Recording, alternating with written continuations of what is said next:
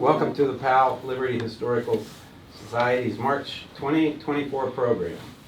My name is Steve Shank, and I'm a recent volunteer at the Powell Historical Society. And I was born just 1 mile east down Powell Road, and I was born and raised here. They called it in those days Powell Hill.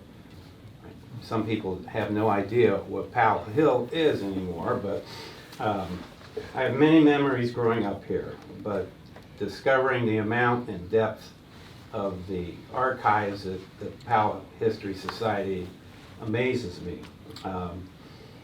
Ironically, the 1889 Martin Perry house, where Historical Society is housed, was my babysitter's house when I was growing up. Was that Virginia? It was Mrs. Perry. Oh. And that's how I was to address her, was Mrs. Perry. They were happy memories. She was a no-nonsense lady, but she was fair and kind. One memory persists, and despite my mother's efforts to duplicate it, and even my wife's, her French toast was the best ever. For more information about Powell-Liberty Historical Society, just go to the website at powellhistory.org. Unfortunately, the French toast recipe isn't there. Give it to us and we'll put it on. Yeah, we don't want I to wish I know. knew it. We don't know it. We are fortunate to have with us this evening Brad Lepper, a renowned archaeologist, who will present the Newark Earthworks, one of the world's ancient wonders. He will also provide some additional insight regarding the other World Heritage sites that make up the Hopewell ceremonial earthworks. We heard about Brad from the Ohio History Connection, who referred us to the Ohio Humanities Council.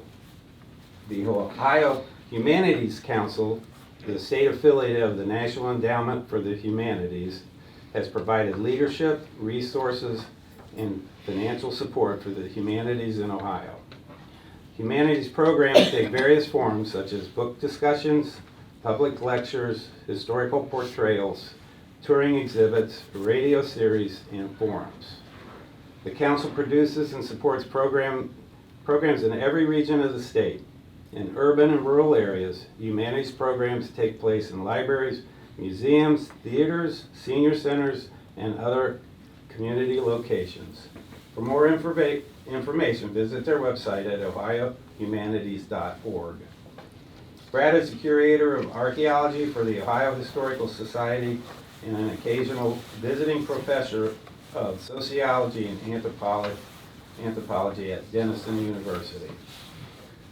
His primary areas of interest include North America's Ice Age peoples, Ohio's magnificent mounds and earthworks, and the history of archaeology. Noteworthy research includes evacuation of the Burning Tree Mastodon and the discovery of the Great Hopewell, featured in a recent documentary. You may have read his articles in the Dispatch or the Echoes magazine, or perhaps even seen the PBS Columbus Neighborhood program featuring Brad and the Serpent Mounds. We're in for a real treat. It's my pleasure and privilege to introduce Brad Lepper. Thank you very much. Hi everybody, it's a pleasure to be here tonight to talk about the Newark Earthworks and the fact that it is now a UNESCO World Heritage Site. Cool. And I still can't stop smiling. But thank you to the Powell Historical Society for the invitation to be here and for the support of Ohio Humanities. So, well, you'll see another picture of this. I've been studying the Newark Earthworks for, I can't count the years, starting since about 1989, when I was hired by the Ohio Historical Society to be the curator for the Newark Earthworks in Flint Ridge. Now, I was a curator for going on 30 years or so, and my introduction is out of date. I'm no longer a curator. I was transferred to the Ohio History Connection's World Heritage Program full-time now. And I have mixed feelings about that. I sort of identify as a curator. It's been what I've done my entire archaeological career almost. But this World Heritage Program is very important to lift up America's ancient American Indian heritage, particularly Ohio's. And it's just an honor to represent these sites and the ancient indigenous cultures that built them today. So the Hopewell Ceremonial Earthworks is the name of this World Heritage Site, but it actually encompasses 8 sites that tell a common story. And these are 8 Hopewell Earthworks scattered around southern Ohio. The Newark Earthworks is 2 of those. It includes the Octagon Earthworks and the Great Circle Earthworks, which I'll show you in a little bit. And it also includes the Fort Ancient Earthworks. So those 3 sites are owned and operated and managed by the Ohio History Connection. Then there are 5 sites around Chillicothe that make up Hopewell Culture National Historical Park. And again, all of these are built by the same people, the indigenous culture that lived here between 1 and 400 CE or BC. I mean, it amounts to the same thing. It's CE means Common Era, which is just a sort of a religion-neutral reference to the time period between 1 and 400 AD. But the Hopewell culture was not the name of an American Indian tribe, and as you'll see later, the scale, the scope of the Hopewell culture was such that probably dozens and dozens of indigenous tribes were part of it.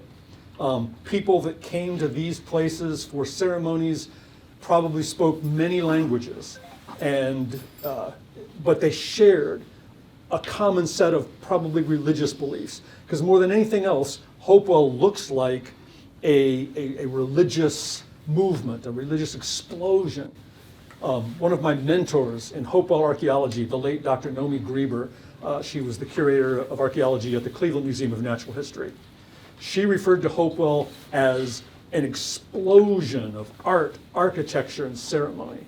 And I think that's really what it was. And I think that's why it only lasts a short time. It explodes onto the scene with its roots in the preceding Adena culture, and then just blows up. And then the intensity of that explosion, I think, was such that it really couldn't be sustained.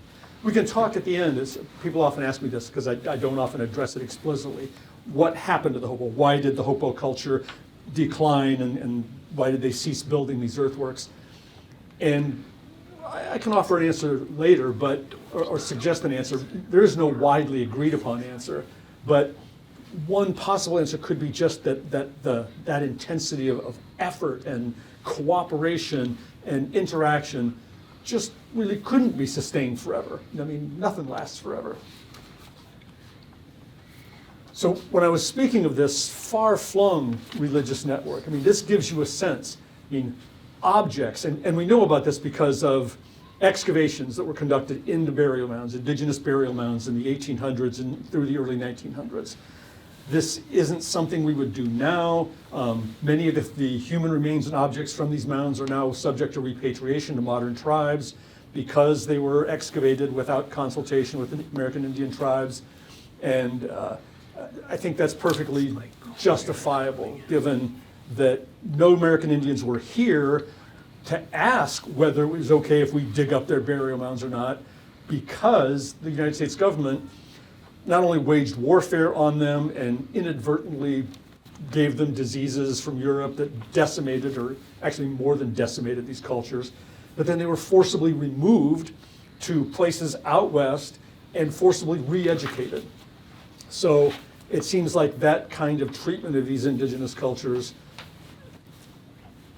things like these big excavations wouldn't have happened. But then, and then on the other hand, we wouldn't know what we know about these ancient cultures if those excavations hadn't taken place. So part of what we've learned from this is that objects of enormous artistic beauty, ceremonial regalia probably, were made out of materials that were brought from literally the ends of their world. Giant conch shells from the Gulf of Mexico, shark teeth from the Atlantic coast, mica from the Carolinas, and then the one that's sort of most extraordinary, obsidian. It's a black volcanic glass. And I mean, just the word volcano tells you it didn't come from Ohio, because we don't have volcanoes around here. And what's extraordinary is every volcano has its own unique chemical fingerprint. And the obsidian that was found in Hopewell Mounds, like 90% of it comes from Yellowstone Park, obsidian cliffs. So the Rocky Mountains. So from the Rocky Mountains to the Atlantic coast, from southern Canada to the Gulf of Mexico. And when I was an undergrad, this was being taught to me as a trade network. You know, oh yes, the Ohio were trading, for example, Flint Ridge Flint to get this stuff.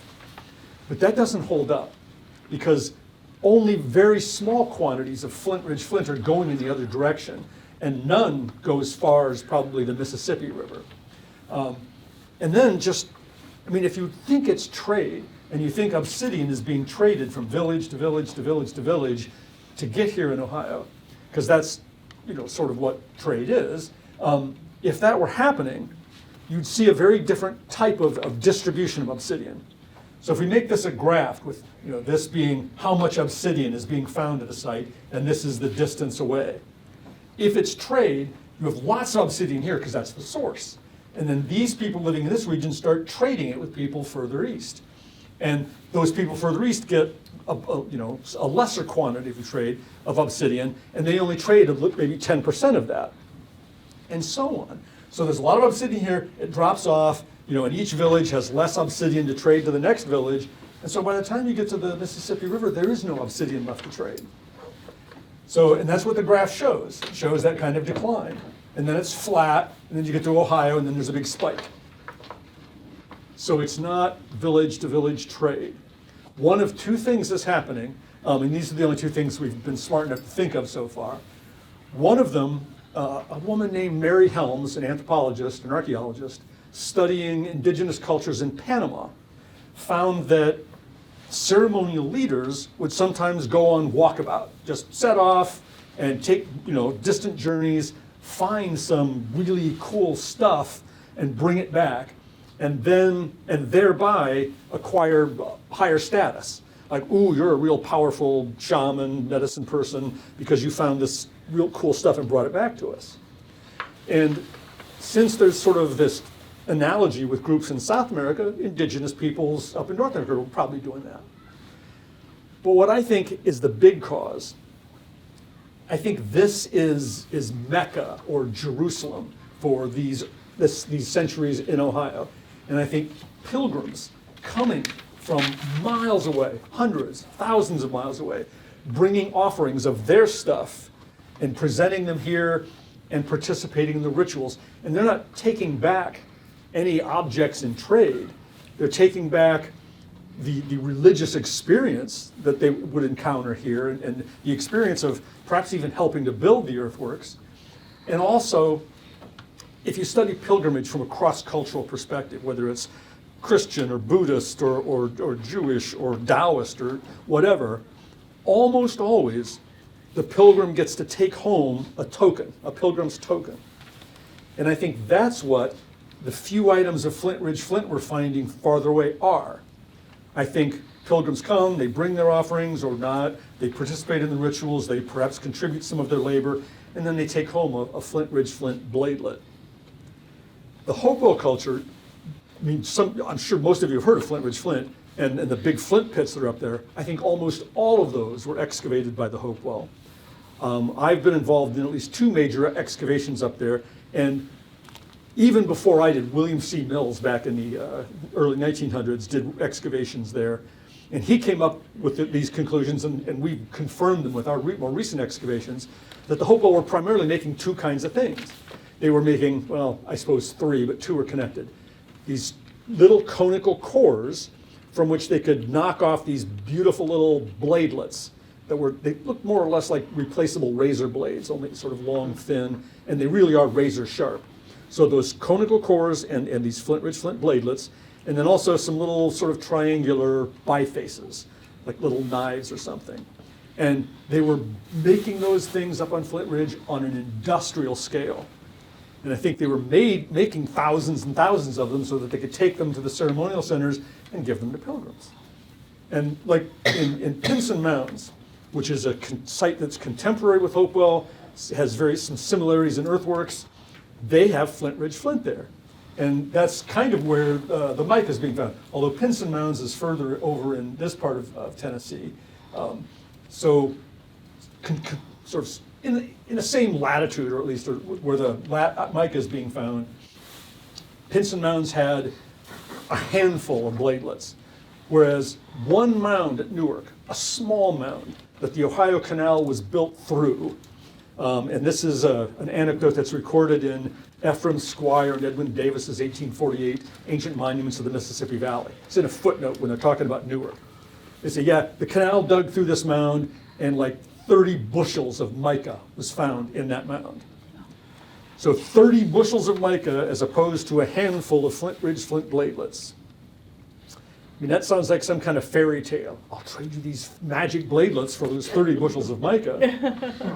And it may almost have been like that. I mean, as silly as that sounds.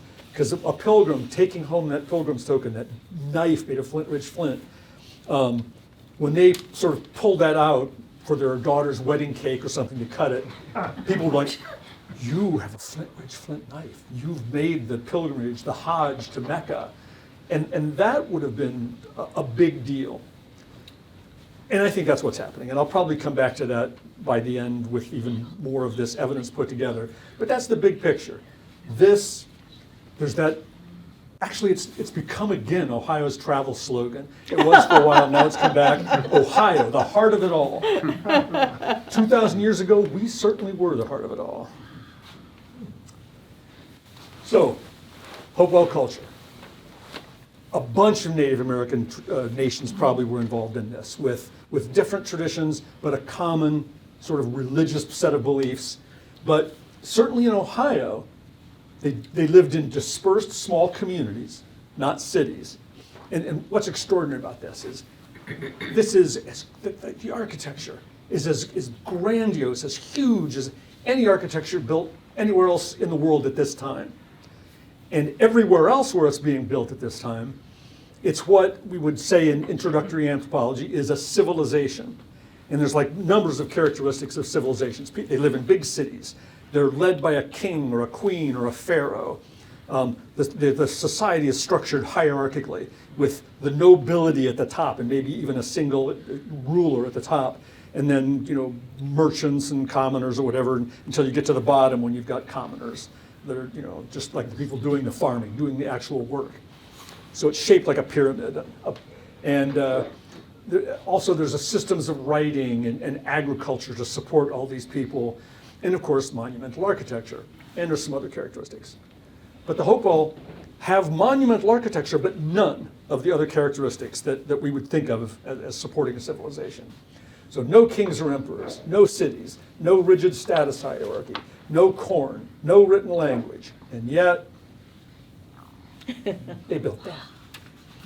So the houses in this artistic representation aren't intended to represent people that lived there permanently, residents of a city. Based on evidence at Fort Ancient, evidence we don't have at Newark because of so much residential and city development here, there were like different kinds of houses built all around it that are probably like temporary houses for the pilgrims when they would come there for a couple of weeks to engage in rituals and earthwork construction. And there are houses of different shapes, rectangles, squares, all kinds of different shapes and sizes, and flint from different areas. Like in just west of the Newark Earthworks, there's a set of Hopewell sites that were found. One of them had a predominance of Indiana flint. And I think that's a community that came from Indiana with their own flint supplies to, so that they could feed and cook their foods and cut up their foods and so on. So this is, I think, pilgrims from diverse areas coming here, staying here for a period of time, and then going home. So this is that Squire and Davis folks again, and their Ancient Monuments of the Mississippi Valley has one of the earliest maps of Newark. And it was the very first publication of the Smithsonian Institution, which is kind of cool. But they wrote specifically about the Newark Earthworks. They're so complicated that it's impossible to give anything like a comprehensible description of them. And I'm hoping we can do better now than that. Hopefully my description will be comprehensible. John Hancock, architectural historian at the University of Cincinnati, now retired, has worked closely with us, and is, even though he's retired, he's still working with us on our World Heritage nomination and future efforts to teach people about these sites. And he pointed out that Ohio's ancient earthworks are almost equally incomprehensible as works of architecture or as landscape experiences. He told me that when he was in college learning architecture, that he learned that there were 5 kinds of architecture. And I don't know anything about these, but I remember the first 2. He said that the first one is typified by the Egyptian pyramids.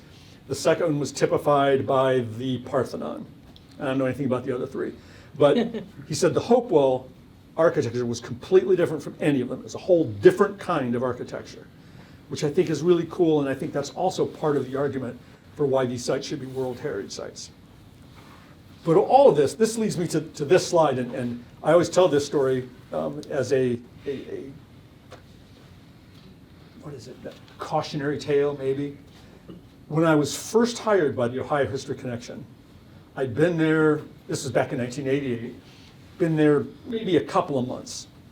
No, it was longer than that, because the Historic History Connection wanted me to move to Newark. And I was kind of dragging my feet. I just got out of grad school, and I was staying in Columbus, and I thought the big university job was going to come in someday, and I'm like, oh, I'll just take this job for a while. And got lots of rejection letters, but no offers, and finally it was on, I think it was almost a year on, that we had to move. So it's like, okay, we'll move to Newark. And it turned out, I mean, we're still living in Newark, so it turned out it was a great decision. So we move in, my son is about, my first son, and he was about 3 years old then, because the second son hadn't shown up yet. And my wife is at a car dealership right across the street from the Great Circle, looking for a used car, because we decided we needed 2 cars now. And let's see, the guy's chatting her up, the dealer is saying, oh, what do you do? What does your husband do? And my little son pipes up and says, my daddy's an archaeologist. And he says, oh, really? And my wife said, yeah, he works at the mounds. And he said, what mounds? Ouch! And she goes, those. And he pretty much sees that out of his office window every day. And he looked at that, and all he saw was a grassy hill with trees on it. He didn't see it as architecture. And that's what John's talking about, that they're so huge. They're not made of stone. They don't go up in the sky. They just go across the landscape. It's really hard for people to appreciate it. And I'm going too long on this, but because I got so much else I want to talk about too. There was a book that was written a couple years ago. I always underestimate that, and it's called Careers in Ruins or something like that, because it's based on the old archaeology joke. Oh, I'm an archaeologist. My career lies in ruins. But I can't remember the author. She was writing a book about archaeologists in different chapters, and it's a great book because she says how wonderful archaeologists are. But her last chapter, somehow she's talking about World Heritage, and she's on a bus tour going to Machu Picchu, and she complains about this woman that's on the bus that's talking about these Hopewell Earthworks. And I know this woman. She was on our team, and the author says, but we're on our way to Machu Picchu, and she's talking about these piles of dirt. I mean, who cares? Stone architecture will always trump piles of dirt. When I read that, it's like, okay, that ruins the book for me. But the response I've developed to people that think that, it's just piles of dirt, is that the Newark Earthworks are piles of dirt to the same extent that the Parthenon is a pile of rocks. Mm-hmm. I mean, it's architecture. And the indigenous people, like Chief Glenna Wallace of the Eastern Shrine, works with us. She says, earth is the most sacred material that you could use to build architecture like this. It's Mother Earth, literally. There's one view of what the Newark Earthworks originally looked like. This is that map from Squire and Davis. It's not the most accurate, but it's really iconic, and it's a beautiful map. And it shows the earthworks as they originally looked. This encompassed 4.5 square miles. 7 million cubic feet of earth were moved to build it. And the technology that they had, as simple as you could imagine. Pointed sticks, clamshell hose, and baskets. And we've actually found remains of one of their baskets at a Hopewell site in Chillicothe. And it looks to be about like it would hold about 30 pounds of earth. And imagine one after another, 7 million cubic feet of earth. And that's just Newark. So this is the circle and octagon, this is the Great Circle, so those are the two components that are preserved. The Ohio History Connection also preserves a tiny corner of the square there called Wright Earthworks, but that's not included in the World Heritage nomination. If you've been there or if you go there, it's gonna be for obvious reasons. There's like a giant freeway on one side and a chemical plant on the other and housing around it. So it's a tiny little couple of walls, and the visitor experience is awful. I mean, you go there and the story is, look at what's been lost. But if you go to the Great Circle, if you go to the Octagon, the story is, look what the citizens of Newark preserved. It's amazing. How were they able to preserve it? The Great Circle they preserved because they made it the county fairgrounds.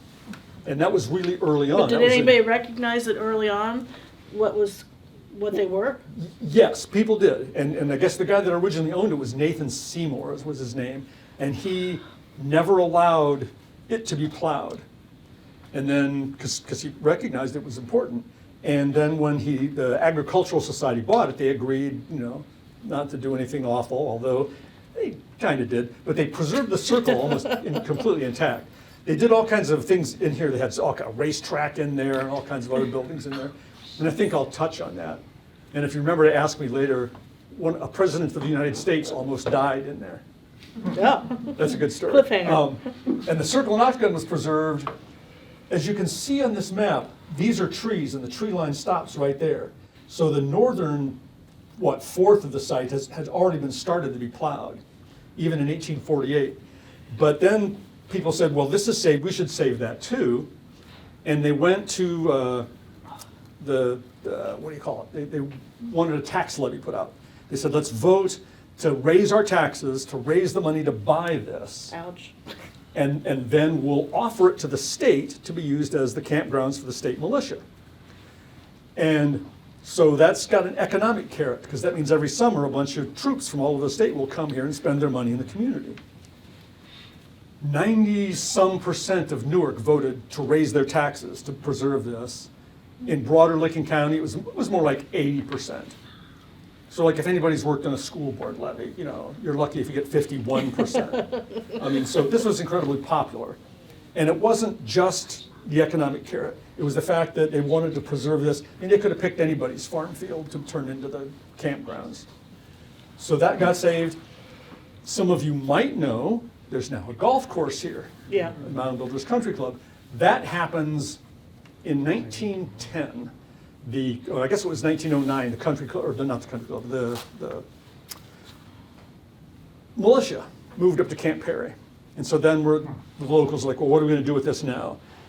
The state turned it over to what was then called the Newark Board of Trade, which is kind of like the Chamber of Commerce. And so they owned it, and there was the historian in Licking County named Dr. Richard Shields has researched this, so I'm using his work.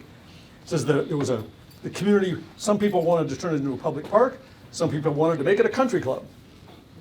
And it was the Newark Board of Trade's responsibility to make that decision. Turns out every member of the Newark Board of Trade was a member of the country club. So guess how the vote went? Yeah, and so today the country club will often say, we saved the mounds. And Dr. Richard Shields says, yes, you saved it from becoming a public park. The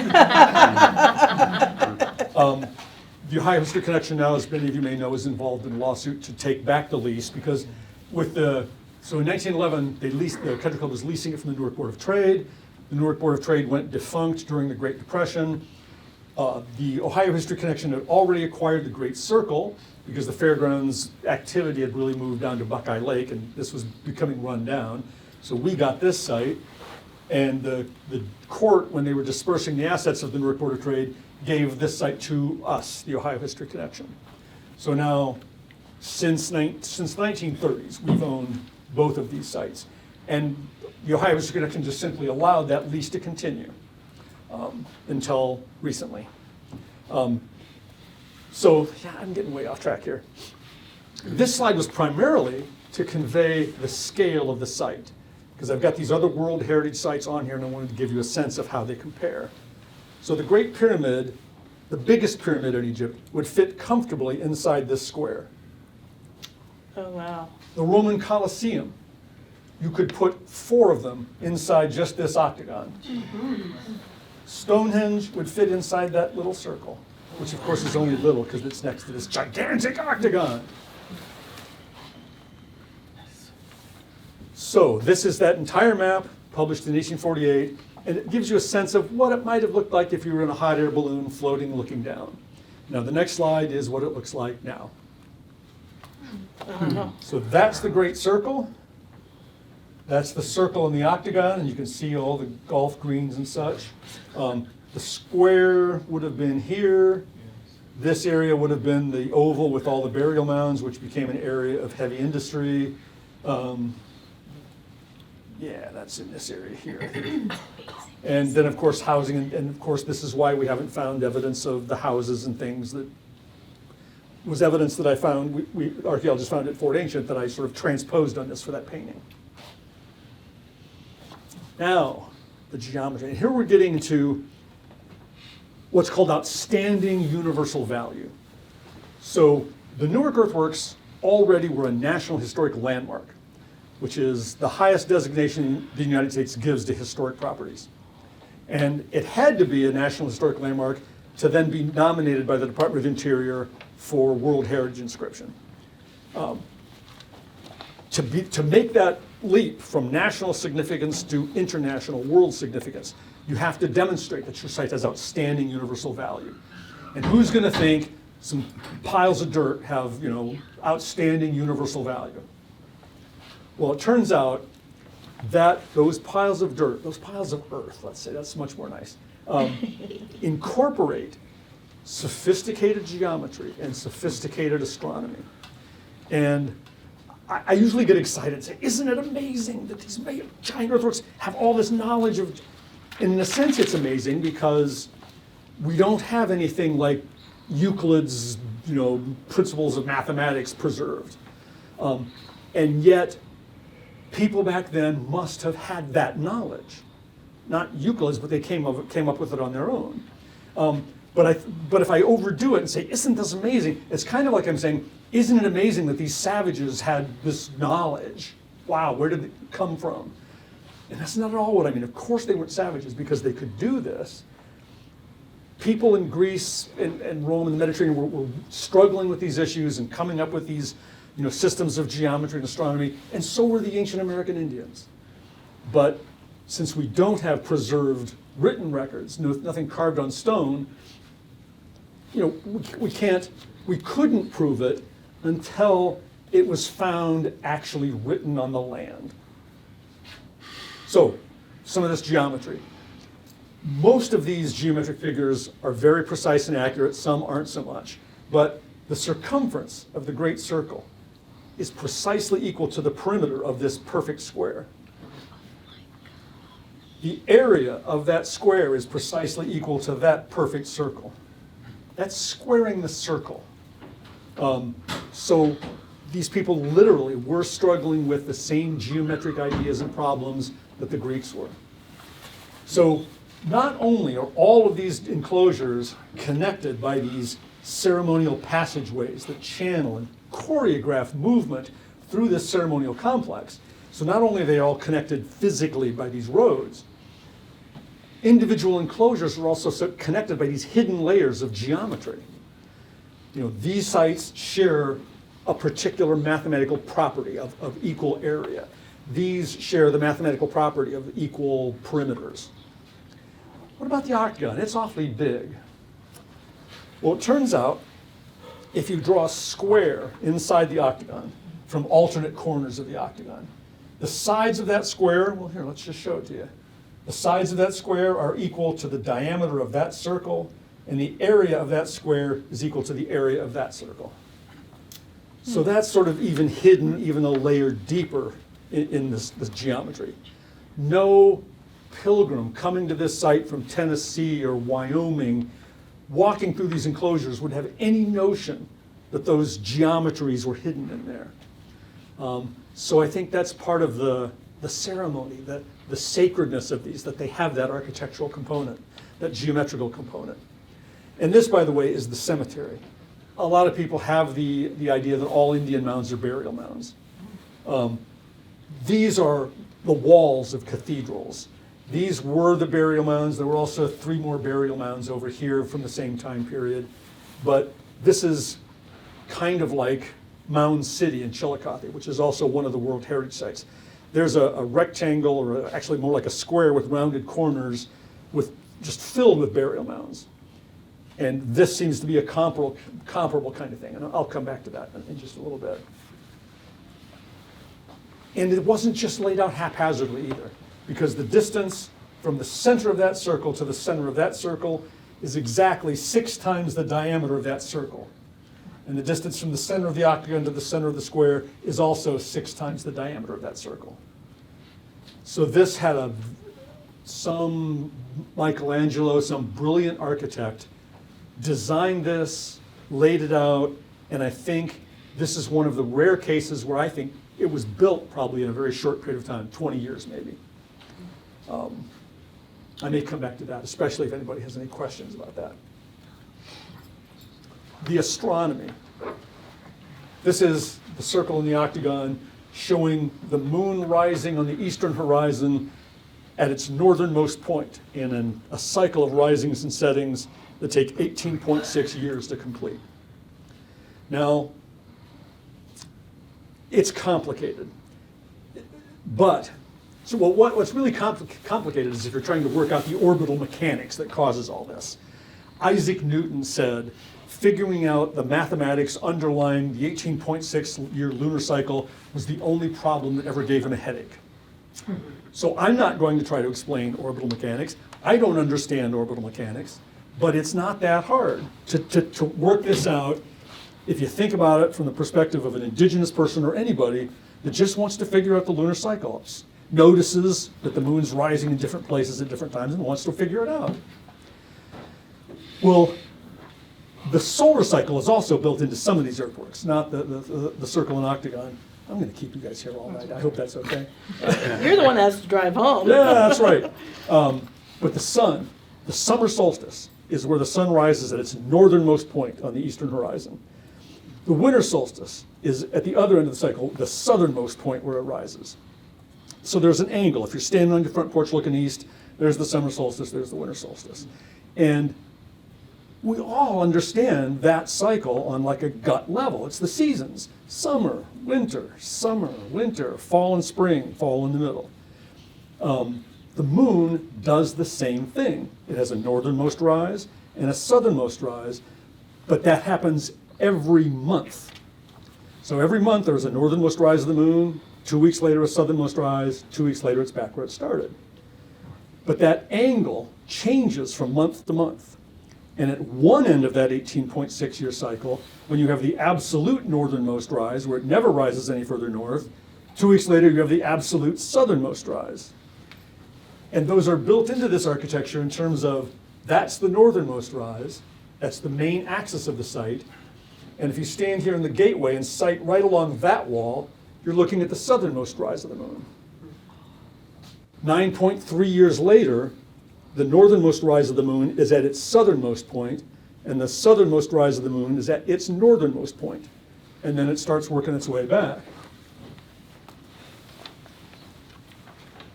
And this was worked out, and here you're going to have to go on a little extended footnote here, or extended, well, whatever, because these are the two guys that rediscovered this, that worked this out. This is Robert Horn. He was a philosopher at Earlham College.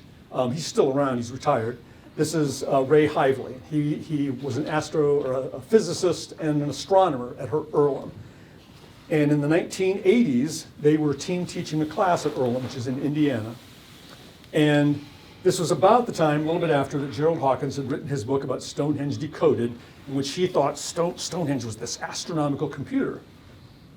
They didn't believe it. They said, if you look at Stonehenge, it's got dozens of lines that you could draw through it in every which direction. And they said, it's just chance. If you put Stonehenge on a roulette wheel and spun it, like 99 times out of 100, you'll find a solar alignment when it stops spinning. And it doesn't mean these people were smart or paid any attention to the rising and setting of the sun and moon. It just means archaeoastronomers are really smart about finding these alignments anywhere, if they draw enough lines. And so they were team teaching this course, and they couldn't take their students to Stonehenge. But Bob Horn had been to Newark. And he said, the octagon's got all these different openings and different walls. We can look at all kinds of different lines, go find a solar alignment, and then say, see, it's just chance. It's just happenstance. You build it, and if you got enough openings in it, you'll be able to find an alignment that really wasn't intended. So they came to Newark, mapped it, drew every line they could find, and could not find a single solar alignment. And they were scratching their heads because that's statistically significant. So then one of them said to the other, and they still don't remember which one did it, maybe it's not lined up to the sun because it's lined up to something else. The moon. They found all 8, the northernmost rise, the southernmost rise, the northern minimum, the southern minimum rise, those 4, and then 4 corresponding set points, all built into the architecture. And then they said, well, can this be real? I mean, how can it not be? It's got everything. It's not just a couple of lunar alignments. And then the Hopewell built one other circle and octagon combination in Chillicothe. It's called Highbank Works. And the circle is identical in size. The octagon is a little bit smaller. Oh, and this is in 2006. I got to watch the northernmost rise of the moon in perfect alignment with the octagon. And that's going to happen again this year. And if we get things resolved with the country club in October, you'll get to see it. We'll see. Stay tuned. Oh no, I shouldn't talk about that. Good heavens. I'll go back. I don't usually include that in presentations. Like, why is that still here? So here's Highbank Works, and it has all those same alignments. It's also got some of the solar alignments in it as well, which is kind of interesting. And we know other Hopewell sites do have solar alignments. Okay, well, this is being filmed, isn't it? But anyway. I had written a blog about this lunar astronomy incorporated in Newark, and I got an email from a retired astrophysicist. And he said, what's really interesting, this is 1,054 feet in diameter. This is 1,200 feet in diameter. So this is a little bit bigger circle, this one's a little bit smaller. In fact, Circleville, you probably know about the Pumpkin Festival. Yeah. You know why it's named Circleville? The mounds. There was a giant 2 circles connected to a square down there. They, unlike Newark, did not preserve theirs. They just built the city over. Oh. But the outer circle at Circleville was the exact same diameter as Newark's Great Circle, and the inner circle was the exact same diameter as Newark's Observatory Circle. Well, this astrophysicist says what's interesting about those diameters is that's exactly proportional to the appearance of the moon during a supermoon versus when it was farther away and at its smallest apparent size. So this is a supermoon because the moon has an elliptical orbit. And sometimes it's really close and looks bigger, and sometimes it's further away and looks a little smaller. And he says that's the degree of size difference between that. I'm like, okay, really? But did the Hopewell really know that and include that in their architecture? And I don't know the answer to that. I don't think we can know the answer to that, but they could have because they were smart enough. And why? Why are these alignments built into it? And this is the best answer I've been able to find. Vine Deloria Jr., an indigenous person, he's deceased, but he was an American Indian activist, and I think he was Lakota Sioux. This is an essay he was writing about American Indian architecture in general. He wasn't writing about the mounds at all. He lives out in the Great Plains after all. And he said, wherever possible, the larger cosmos was represented and reproduced to provide a context in which ceremonies could occur. Thus, people did not feel alone. They participated in cosmic rhythms. And standing in the octagon, watching that moon rise, where 2,000 years ago, people were standing watching that moon rise, chills went up my spine. My hair stood on end in the back of my neck. And I think it would be that way for all of you if you could come, but especially, I've devoted my career to studying these people and learning about them, and seeing that, I felt like I was participating in cosmic rhythms. So here's a better map of the Newark Earthworks, and I'm going to get through this pretty fast because I'm running out of time.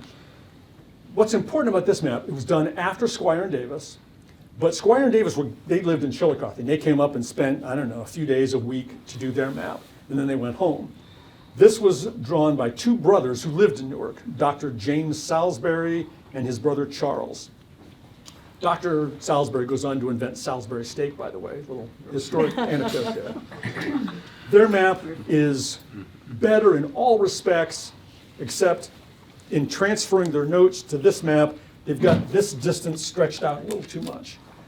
So we should squeeze them together a little bit, but it's very precise in all other respects. And they even show another square over here on the other side of the creek. When I first discovered this in the archives of the American Antiquarian Society, it had never been published, it's accompanied by like 22 pages of handwritten notes. And they talk about these walls as, well, I think I've got a quote coming up here. No, I doubt. They wrote that these walls, Squire and Davis said they extend 2.5 miles. So if you follow them 2.5 miles, you come to Ramp Creek. So Squire and Davis said, okay, that must be where they end. Because many of these passageways just do go to the next, to the first stream. Like these walls end at Raccoon Creek, and these walls end at the South Fork of the Licking River, as if a lot of people were coming by way of the river, landing their canoes or something down here, and then entering the Newark Earthworks along that route. So I think Squire and Davis logically assumed that those walls ended at Ramp Creek. The Salisburys crossed Ramp Creek, found that they continued, and instead of going 2.5 miles, they traced them for 6 miles in a perfectly straight line. They said they were going through tangled swamps and over hills, still keeping their undeviating course. And that had never been published. That was just written into these handwritten archives. I wasn't the first one to read it, but I was probably maybe the first Hopewell expert to read it. And I did my undergraduate work at the University of New Mexico. So I've been to Chaco Canyon. And the ancestral Puebloan peoples built long, straight roads that went for miles and miles and miles. It's like, this sounds like one of those roads. And if that's true, it could go for miles and miles. And where would it go? This was a master's thesis that a guy did. He came to me and was like asking if he wanted to do it on the Great Hopewell Road. And this was something I'd already determined, but this is more interesting. If it goes in a perfectly straight line, it's going straight for Chillicothe. And this map he did with GIS techniques showing the density of earthworks. So obviously there's gobs of earthworks in Newark, even more gobs of earthworks in Chillicothe, and almost nothing in between. So this would be about 15 miles. The 6 miles is probably about here. So if it's going 6 miles, and we think now there's good evidence from other techniques that it goes at least 8 miles, where do you think it's going if it's not going to Chillicothe? I mean, this is the heart of the Hopewell civilization. And, you know, this is its extreme northern end, probably. You know, and why, I think they connected. I think there's a 60-mile long road that tied this set of earthworks to this set of earthworks. And I think all of the geometry and all the astronomy, I think, were worked out here where Hopewell started, just like Nomi Grieber thought. And I think at some point, a group of people, maybe one person, came here and said, here we're going to build the grand synthesis of Hopewell religion and architecture, and it's all put together. And one of the reasons I say that is because each one of the elements you can find in Chillicothe. That's Mound City. That's the Cherry Valley enclosure. This is the circle and square of the Hopeton Earthworks, circle and square. This is High Bank Works, a circle and octagon. It's at exactly 90-degree angles to Newark's circle and octagon, and it has all the lunar alignments in it too. So I think all of these elements from Chillicothe were brought here and made into one composition. I can skim through this because we already talked about this. This is the Licking County Fairgrounds. In 1894, I think, the Ohio State Fair was held there. Here you can see the racetrack and all the other fairgrounds buildings in there. And after the Civil War, during the Civil War, it was used as a training grounds for the 76th Ohio Volunteer Infantry. After the Civil War, there's a grand reunion of the soldiers and sailors who'd served from Ohio. And I guess it was after this was built, there was a huge pavilion built here to overlook the racetrack. And Eagle Mound is in the center of that. And a temporary speaker's platform was built across from it, because at this reunion, President Rutherford B. Hayes was there, Generals Sherman and Garfield, soon to be President Garfield, were there, along with other notables giving talks. And there's like this interesting historical anecdote, but there's also this kernel of something that's helpful to think about in terms of this huge architecture. Cincinnati newspaper says 20 to 30,000 people gathered inside the Great Circle to hear orations from these people. That's the scale of this architecture. That little circle I showed you on the map that said Stonehenge could fit in, that's the size of ceremonial enclosures during the previous Adena culture. That's a community church. This is not a community church. This is a grand cathedral. It was not built to serve a local congregation. It was built to serve thousands, 20 to 30,000 people coming to these places from the ends of the world. Oh, and then the anecdote. Just like today, that speaker's platform was probably built by the lowest bidding contractor. Partway into the program, it began to collapse. And the Cincinnati newspaper says, President Hayes and General Sherman and Garfield only saved themselves by throwing themselves forward out of their chairs falling backward into the collapsing ruin of the speaker's platform. And there's an apocryphal story that, even if it's not true, it must be true. Supposedly Sherman said, at a reception in Newark afterwards, one drunken carpenter in Newark almost accomplished what 1,000 rebel sharpshooters couldn't.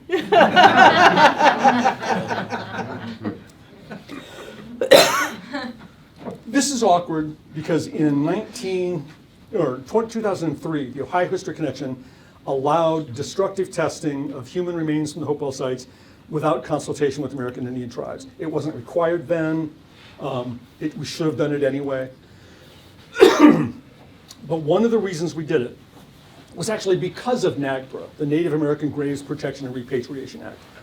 We, as a museum, were supposed to determine to whom the human remains and artifacts were most closely associated with. So you have all these American Indian tribes, it could be like anywhere in America. Which one of those tribes is most closely related to the Hopewell?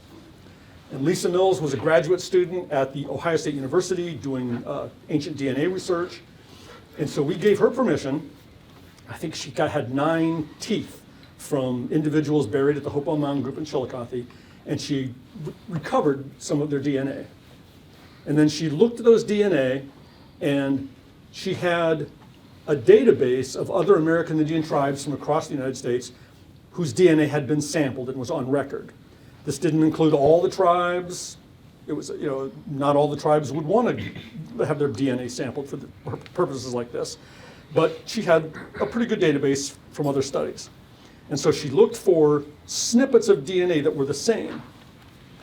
And this isn't her map. I actually did this map. I'm reading her dissertation going, ooh, a connection with the Pawnee. So I drew a map of the Pawnee homeland and then drew the line back to Chillicothe.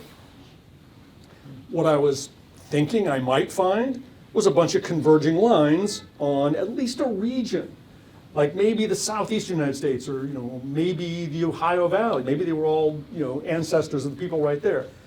But then there's this, and I'm like, oh, what a waste. I mean, is this just a product of 2,000 years of people exchanging marriage partners from one village to another, and the DNA just gradually diffuses across America?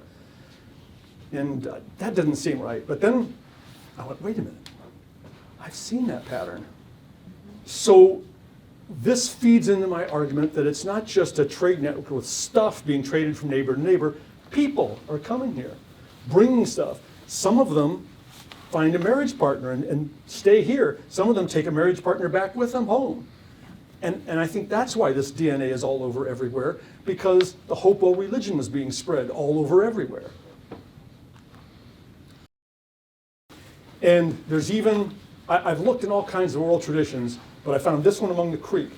The Creek, and they lived in the southeastern United States. It repeatedly mentions that the Creeks traditionally went north to special mounds for pilgrimages in spring and autumn. Doesn't say how far north, And maybe this doesn't refer to coming to Newark or Chillicothe, but I think it's at least interesting that they're even talking about pilgrimages.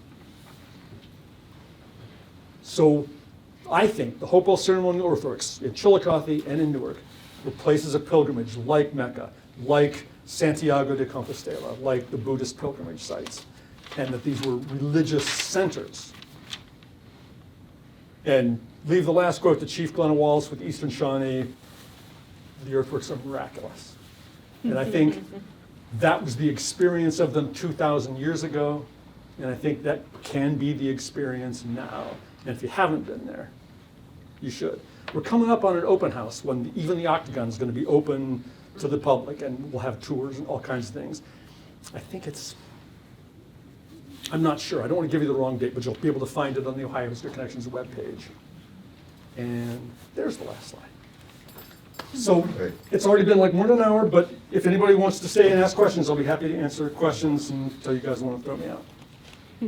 Yes? You haven't mentioned the Serpent Mound. I just wondered how it's connected.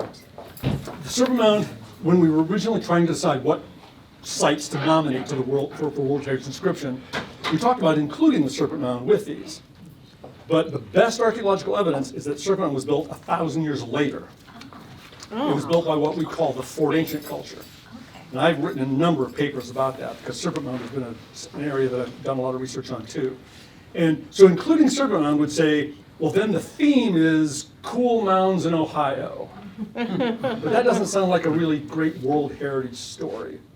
So what we did, we nominated Serpent Mound separately. And actually, there's what's called the United States tentative list, which is the short list that you have to get on first. That's what the Department of the Interior uses to choose ones in the short list to nominate to World Heritage.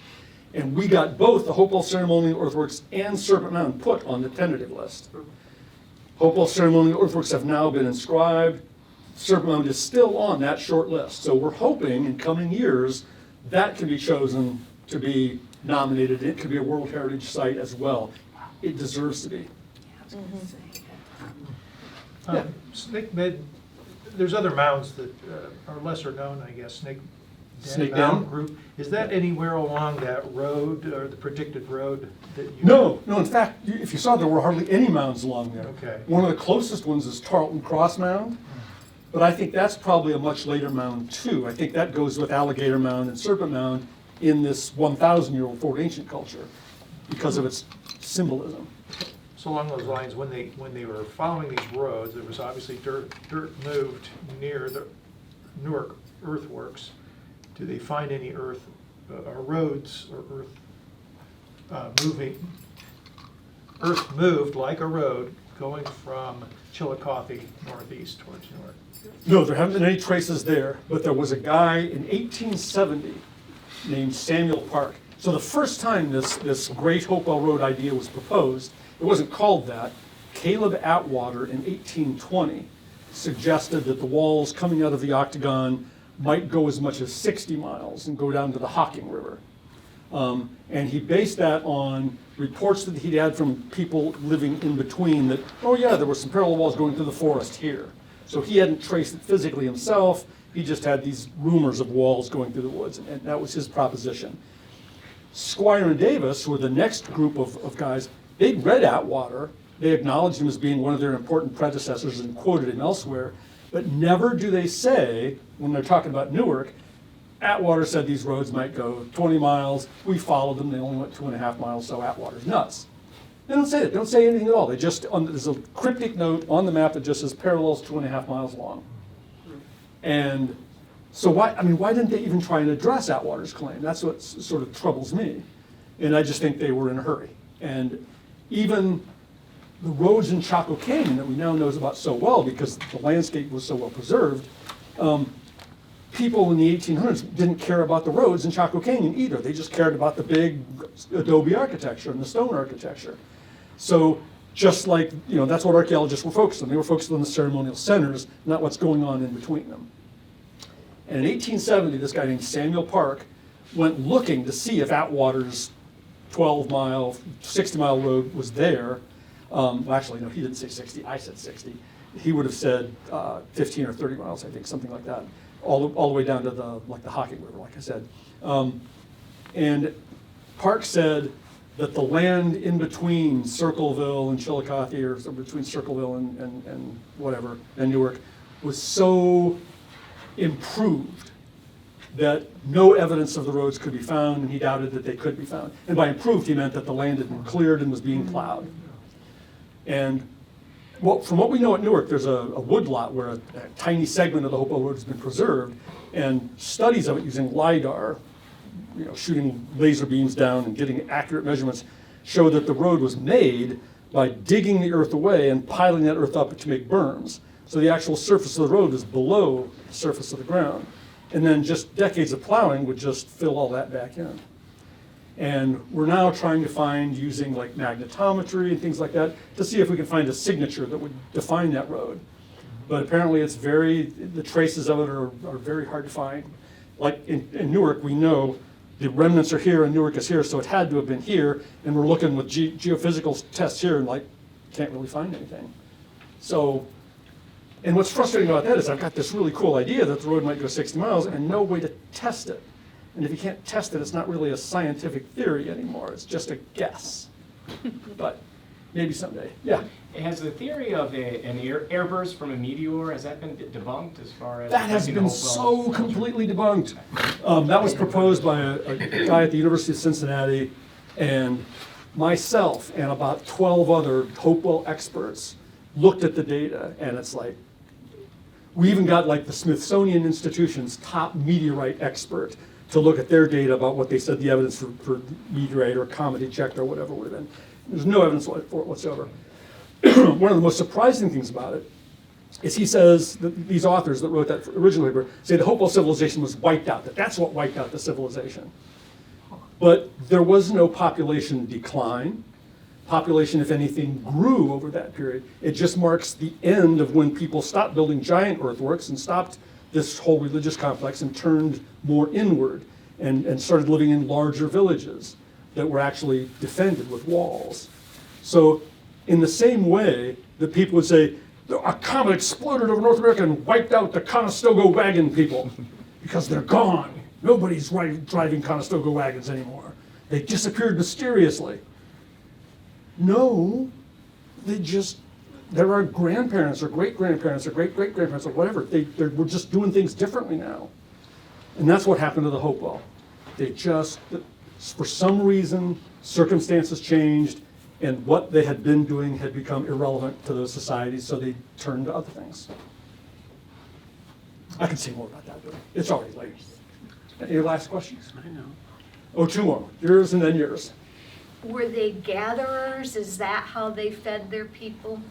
They were hunters, fishers, gatherers, and gardeners. Okay. They did have some agriculture, but if I asked you all what were they growing in their gardens, you'd probably say corn.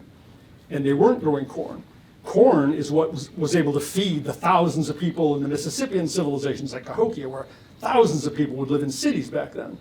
Cahokia may have had as many as 20,000 people living in it. That's in Illinois. And it's also a World Heritage Site, by the way. The Hopewell lived in these little tiny scattered communities with gardens. And the gardens included plants like squash and sunflower and chenopodium, which is like quinoa, so we still eat that today. Little barley. So they're indigenous plants that they had sort of carefully cultivated and eventually domesticated them. And they provided surplus food so that they would be able to eat over the summer. And what's interesting about that is the Hopewell people, as we study them biologically, they're the healthiest and the tallest American Indians in all of the indigenous history from when the Paleo Indians first got here to the early historic period. And it's because they had the diverse diet of hunters, fishers, and gatherers. And they also had the stability. At this latitude, you have a rich diet, but during the winter, you have little access to all those foods, and you have periods of starvation. And we see periods of starvation reflected in their teeth and in their bones, particularly dense lines, they're called Harris lines, show up. That show, yeah, this guy lived to be 30 and he had like 16 episodes of starvation at different points in his life because the winter is so hard to make a living in for hunters and gatherers and fishers at this latitude. So the Hopewell had the rich diet, but then they also had the security of the crops that they could store over the winter. After the Hopewell, when people are just mostly eating corn, their diet goes to heck because they're just getting starchy and sugary foods. Their teeth rot. They're dying of abscesses when they're 20 years old. Their stature declines because they're not getting enough nutrients. So it's really interesting. You can have lots more people and feed lots more people with corn, but the quality of life for most of the people, except the people at the top of the pyramid, declines pretty badly. And there's more social inequality, gender inequality, all kinds of things that go along with civilizations. Yes, you had last question. How's the designation actually, what's it actually afford you as far as protection of the properties? Zero. Oh, I mean, it's basically the good housekeeping seal of approval, for those of you that remember what that is, for a site. It's saying, they're putting their stamp, the United Nations agrees that all the world thinks your site has outstanding universal value and should be seen by all the world. We don't get any money. There's protection in that if we screw up and mess up these sites, UNESCO will withdraw the World Heritage inscription and say it's no longer a World Heritage site. You did too much damage to it. You violated the things that give it the outstanding universal value. What it does bring is more visitors, because the world wants to come and see these sites now. I mean, they have to some extent already. We get international travelers even before World Heritage. But there was just a conference on this. And I don't like talking about this because it's like money grubbing to me. But this is why a lot of the local communities were so supportive. Because if you have a World Heritage site in your community and you have infrastructure that will have visitors have really good experiences. So you have decent hotels, good restaurants, other kinds of facilities that make a visitor's life easy when they get there. You can, well, I guess there was a study from Ohio University, is that if you do nothing, your visitation will double. But if you provide these amenities for visitors, give them other reasons to stay for longer than a day or two, the sky's the limit. You can get all kinds of economic benefits in these communities. And we've already got a head start because we've got 8 sites scattered around southern Ohio. So if you want to see them all, you got to be here for probably 3 or 4 days, or maybe a week. So yeah, this can be a major economic benefit. So that's where the economic thing comes in. All right. One last question. Is there any movement to rebuild any of the mounds that have been destroyed in Newark? Recapture some land, and industrial complex is no longer there, but that's where a mound used to be. It's an interesting question. The short answer is no, but there are remnants. There's a remnant of a circle in somebody's front lawn because they built this giant mansion in the middle of one of these ancient circles. So there are little remnants out there, and we would like to see those preserved. But in terms of like buying property and tearing down houses and restoring them, I think some of that's happening at Cahokia, but we haven't got that far. We're gonna. And I don't think the destruction has been so complete at Cahokia as it has been in some of the Ohio places. But it's fascinating to contemplate that someday, we might end up buying properties here and there and eventually get the whole site restored to what it looked like. That would be amazing. All right. Well, good luck. I won't be around.